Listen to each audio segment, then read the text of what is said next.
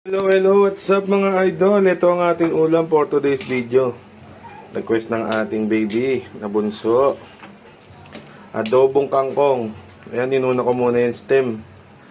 Kasi para lumambot. Ngayon, ilalagay na natin ang dahon. Kagulayan, yan. Nugasan ko na po yan mga idol. At si Ate Ali po ang nagtanggal niyan sa tangkay. Ang ating panganay naman.